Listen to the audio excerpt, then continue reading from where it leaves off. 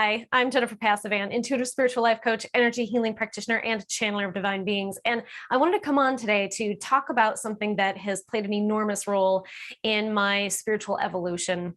And that is what I call breathwork for ascension. And I call it that because it is it's a combination of pranayamas and breathing techniques that I was guided to, and that in fact, when I do sit, meditate, and channel, my guides put me into this breathing state. And so naturally, it must be something important if they're going to have me breathe this way. So I'd like to show you these techniques as a combination of a few of them that seems to work very well in kind of not just slowing my breathing, but slowing my brainwaves down to like an alpha and theta state. It helps to elongate the breath. It helps to relax the mind and the body, massage the vagal nerve. It also helps me when I combine the breath work with visualization of light. It helps me to direct the energy and the light and move it through my system. And that's when I start seeing, bright colors and images and things like that.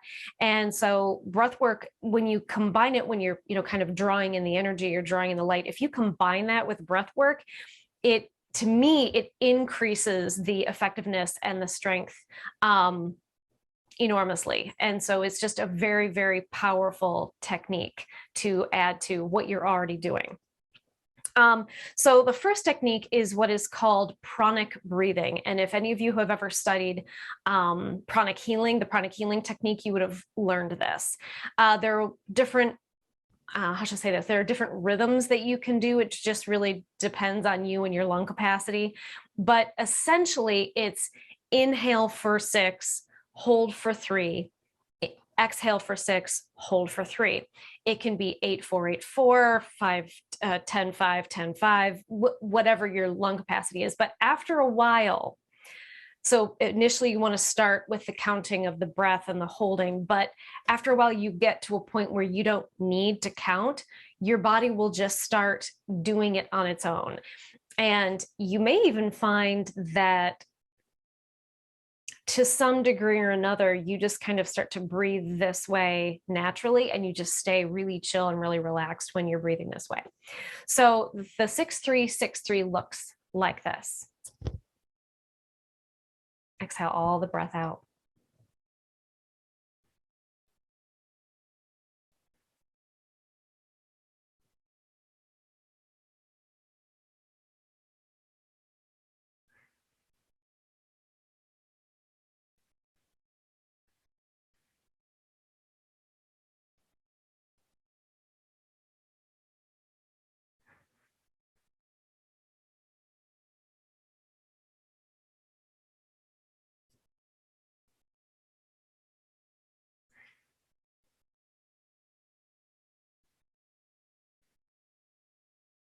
Okay, so hey, baby. So the other thing that I combine with this is what is called the Dirga Pranayama. And it's spelled D-I-R-G-A, pranayama. It's also known as the 3-part breath or whole lung breathing. And what it entails is, so typically people want you to learn how to inhale into your diaphragm, and that diaphragmatic breathing is very important. It's very good. You get a lot more oxygen in. But what this does is not only are you breathing into your diaphragm, but so you're breathing into the bottom part of your lungs down here, but then you also breathe into your chest and then up into the upper part of your lungs here. And that's where the 3 parts come from. So it's diaphragm, chest, and like neck and shoulders area. So it looks like this. I'm going to do it from the front and I'm going to do it from the side so you can see, because it'll look like your chest and torso is kind of making a wave motion, and you exhale the opposite order that you inhale. So you inhale to the diaphragm, then to the chest, then the shoulders and neck. And when you exhale the top part first, and you'll see this go down, then your chest, and then your diaphragm. Okay. Hopefully you can see it. I'm gonna put my hand on my diaphragm so you can see.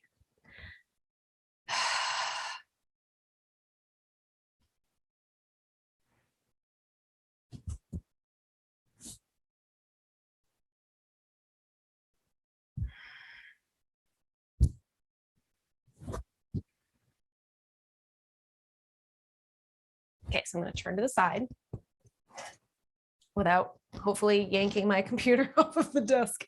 Okay.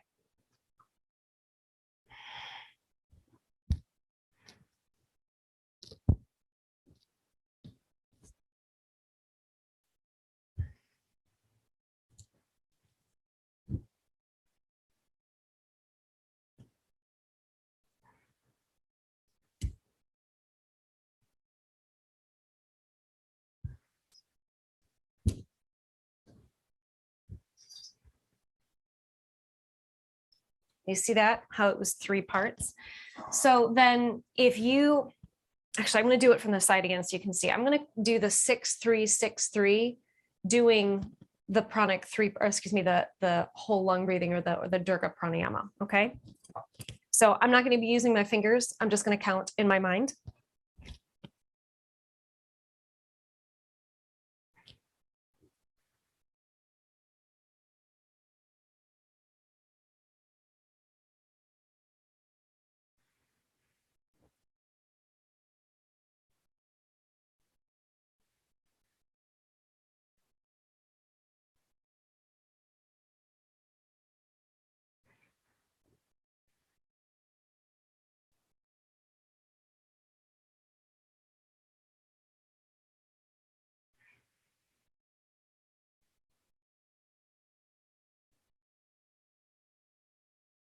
I hope you could see that. So lastly is what's called the Ujjayi breath. And the Ujjayi breath is in the back of the throat. It's when you lower your soft palate that's way in the back of the throat. So like, let's say you're a parent and you walk into your kids like coloring on the wall or something, and you fold your arms and you go, and you let out that hiss in the back of your throat. That's it. You're doing it. That's how you do it. And you can do it while you're inhaling as well. But it really is just a lowering of the soft palate. So I hope you could hear that. Pardon me.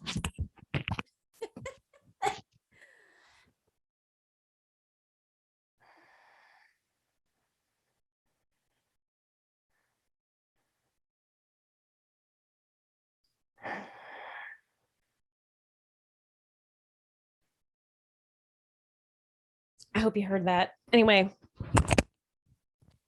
Okay.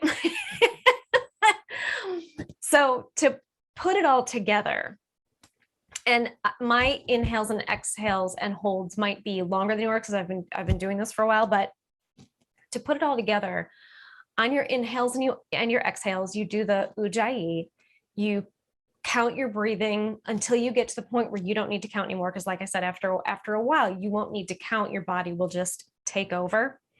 But you also practice the 3-part, the whole lung Durga breath. Okay. So I'll show you what it looks like. And if my eyes start doing weird things, it's because they start coming in and doing things as soon as I can start practicing the breathing. So don't mind me. Okay.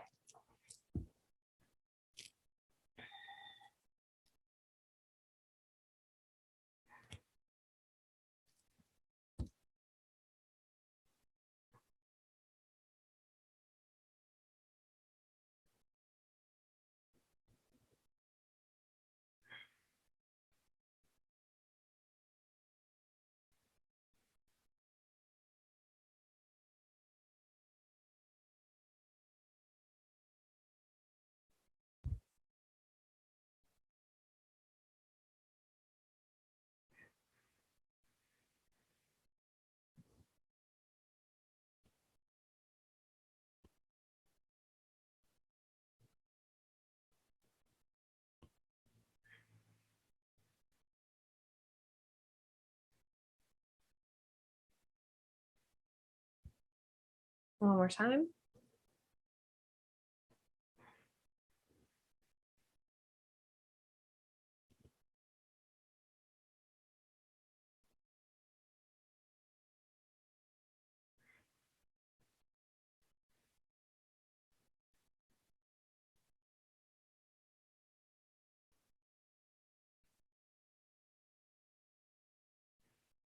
And all the twitching and the moving is just energy moving through and loosening things up. So That's what happens when I meditate and start pulling in energy. So anyway, I hope that was helpful.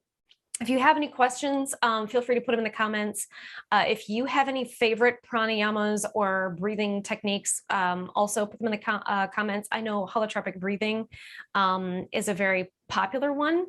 I will say it is not to be done alone, and it's not one to be taken lightly.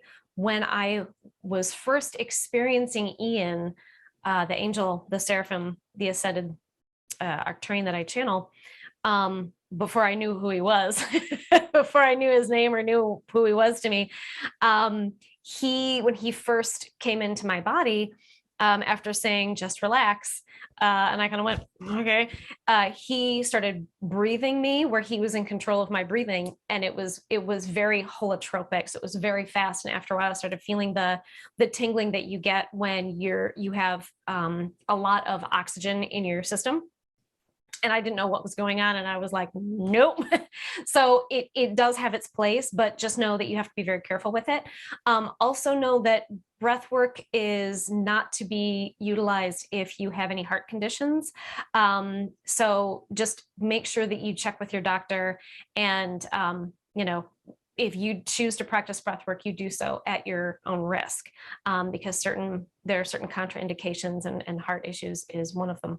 I'll put some more information in the video description, but just be very careful if you choose to practice breath work. So I hope this was helpful. And anyway, look forward to seeing you again. And I appreciate your support. So if you found this information helpful, please don't forget to like, share, and subscribe. I deeply appreciate it. It really helps me to help others, which is why I'm here and doing this. So thanks again, and I'll see you next time.